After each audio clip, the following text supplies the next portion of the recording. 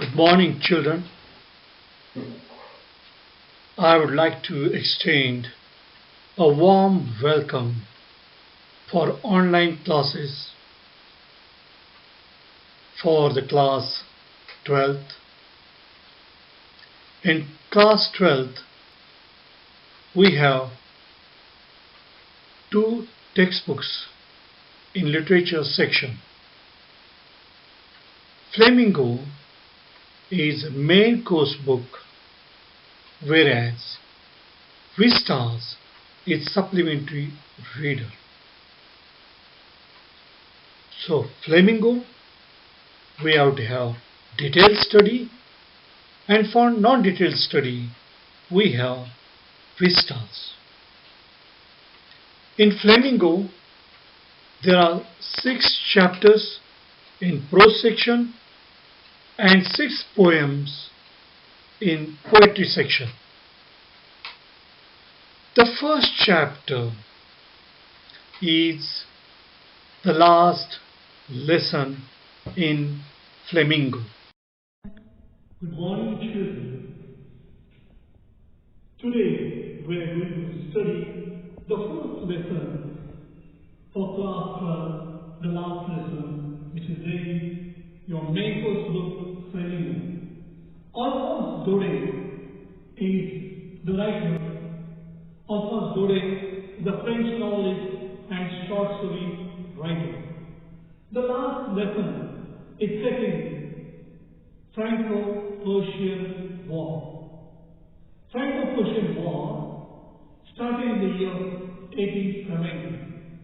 The war was fought between France and Persia.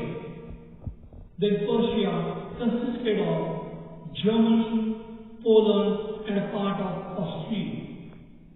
France and Persia were at war. As a result of the war, 2 districts of France were occupied by Germany. French-speaking people of Alsace and Lorraine were imposed with German language. The order was passed from Berlin. The teacher, young Hammer, delivers his last lesson. This chapter deals with that, wherein he talks about the importance of his mother tongue. He says that the language is the key to escape from the prison of slavery. It is the key to freedom.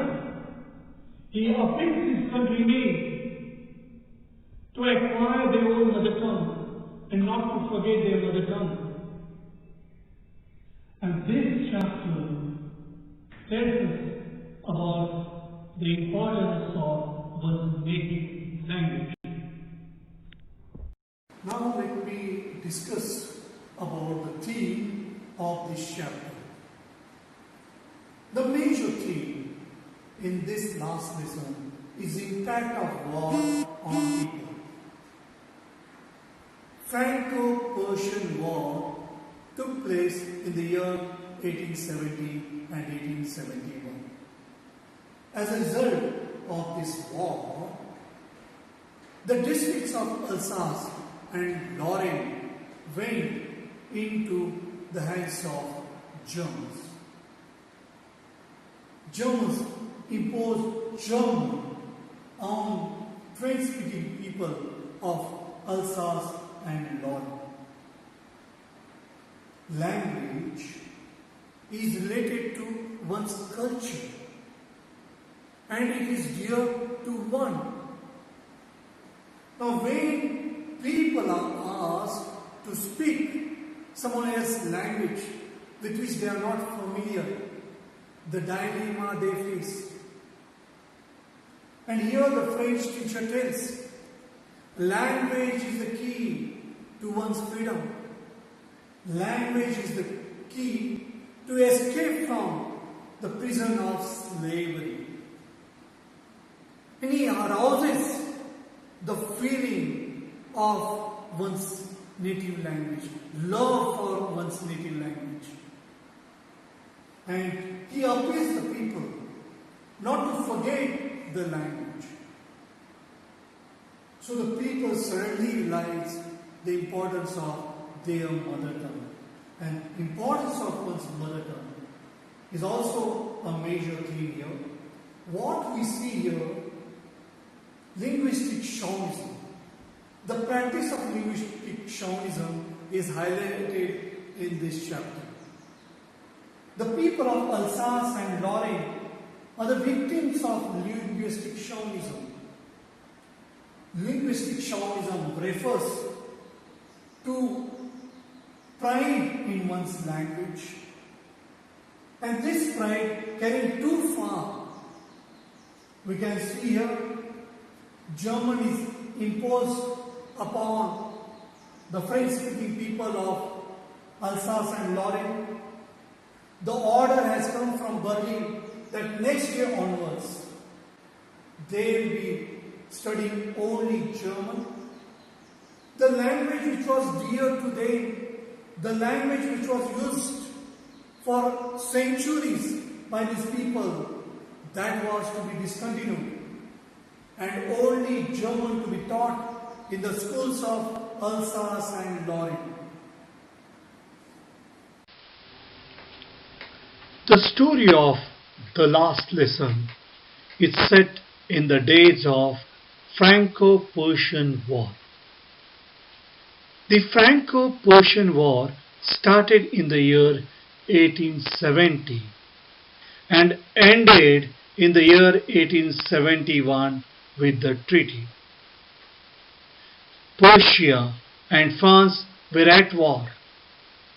Persia consisted of Germany, Poland, and part of Austria. In this war, France was defeated. The Persian army, under the leadership of Bismarck, won the war. The two districts of France, Alsace and Lorraine, became part of the Persia. And German language was imposed in these provinces.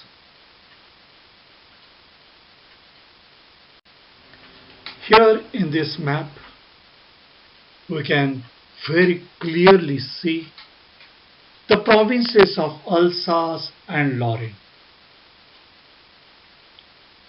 As a result of the war, of Franco-Persian War, the provinces of Lorraine and Alsace became part of Persia. In the Franco-Persian War, France was defeated, and the French-speaking people were imposed with German language. The seeds of First World War were sown in this Franco-Persian War. It's a treatment of the France which sowed the seeds of First World War. German was imposed upon French-speaking people of Alsace and Lorraine. This story is set in the days of Franco-Persian War. Young Hamel is a French teacher from Alsace, and he delivers the last lesson because there was a German order that only German would be taught in the schools of Alsace and Lorraine. Of this chapter, Franz is a narrator. He is a young student. Young Hamel is French teacher. He is a very dedicated and sincere teacher. He is a very strict teacher. The whole story revolves around Hamel. His love for his language, his love for his country. This chapter reflects the patriotism of young Hamel, who believes that French is the most most logical, most beautiful, and the clearest language in the world. Friends, who is a young boy going to school, is afraid to go to school. He finds that it's better to remain outside in the natural surrounding. He wants to bunk the class. He is not a good student of French language. He has not studied participles, that's why he is afraid to go to the classroom. Hauser is a villager.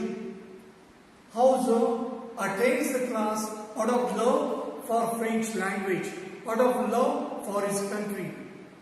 During the Franco-Prussian War, Alsace and Lorraine have been occupied by the German forces. Now Hauser, in order to show the respect and honor to the French teacher as well as love for his country, is attending the last lesson of the teacher, young Hamel. Washter is a blacksmith. Hauser and Washter are minor characters, whereas Franz and young Hamel are major characters in this chapter. Washter is reading what is there on the bulletin board. He tells Franz not to hurry off. Enough time will be there for him to go to school. Washter also later comes to attend the class. Now let us become familiar with the words and phrases that we come across in this chapter, the last lesson. In grade off is a phrase which means fear of. Here, the student is in grade of scolding from his teacher. So he is afraid that the teacher might scold him. So grade is fear of, afraid of. Tempting, attractive. It was quite attractive to remain outside and see the fun that was there in the nature. So it was very tempting for the student to remain outdoors. Bulletin board. Bulletin board is a notice board. The student is on the way to school. There, on the way, in town hall, he sees a huge crowd at the bulletin board. So there was a huge crowd there at the notice board. Apprentice is a trainee. A trainee in a factory is called apprentice. He may have a training period of 6 months or 1 year. A great bustle, lot of activity or noisy activity, excited activity. There was a great bustle. There was a lot of excited activities. There used to be a lot of noise usually in the classroom before the start of the lesson. Reproach means blame. Now here the teacher feels it's not the students themselves who are to be blamed for not learning the language. He feels that even the society is also responsible for that. The teacher, parents, everybody is responsible for that. And he blames to himself, he blames the student, he blames the parents who give the work to children, and as a result, children don't study. In unison means all together, all at once. The prayer was sung in unison. Rapping on the desk, striking on the desk. Counted on, depended on.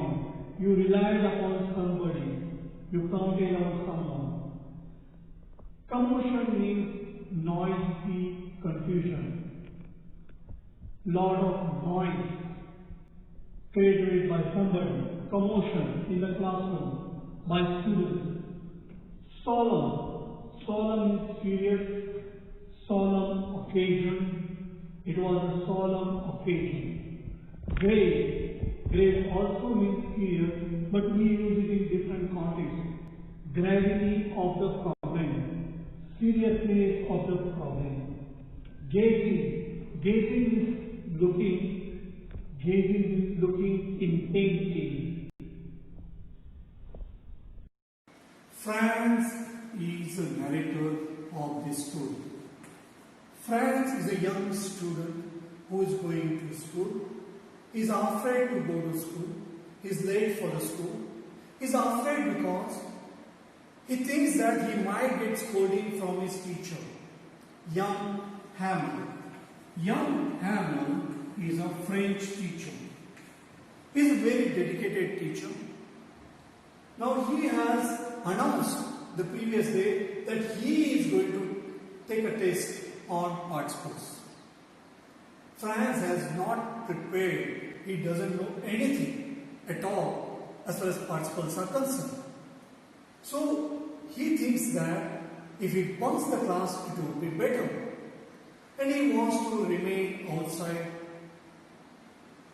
He watches the beauties of nature, the melody that is there in the nature, the birds are chirping. He also sees that the Persian soldiers are marching, and he feels that he should bunk the class on that particular day. But suddenly he keeps away this thought and he hurries off to school. On the way to school, there was a town hall, and there at the town hall there was a bulletin board, and a huge crowd was there at the bulletin board. They were reading what was written on the notice board. He remembers that most of the news, whatever they have got it from the bulletin board, have been banned.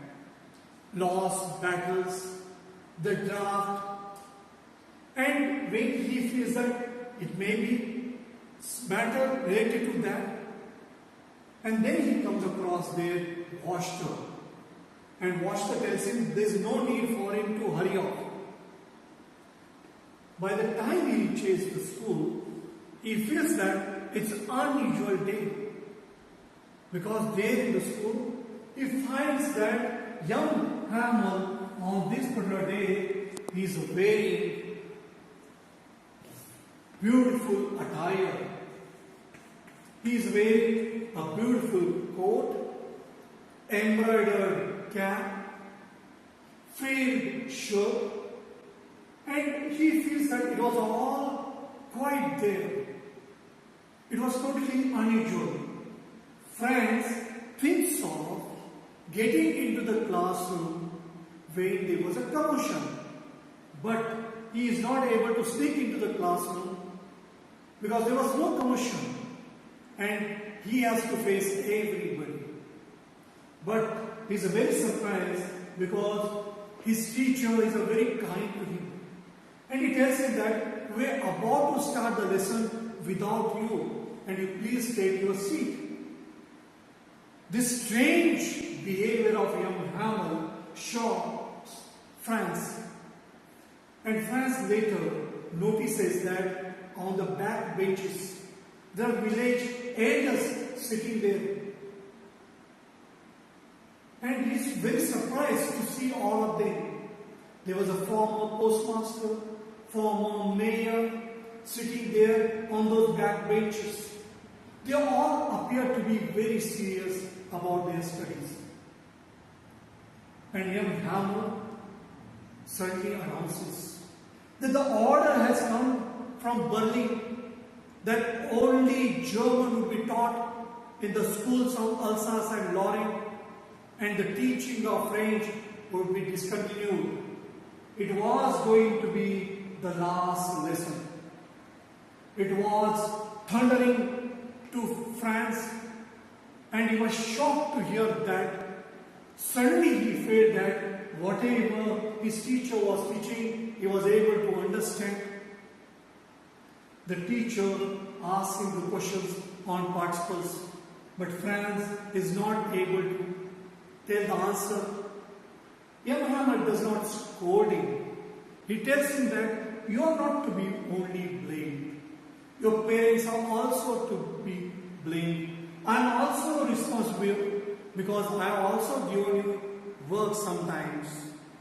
And Hammer tells that it has been very late for all of them. People kept on procrastinating. People kept on postponing the things, thinking that they would learn their language later. Young Hammer very authoritatively tells them that French is the most beautiful, clearest and the most logical language in the world. He tells them it is the key to escape from the prison of slavery. It is the key to freedom. Now William Hammer was teaching, he suddenly becomes emotional. He is overwhelmed with emotions. And suddenly he stops speaking. At the end, he writes, "Vive la France on the board." And he gestures dispersal.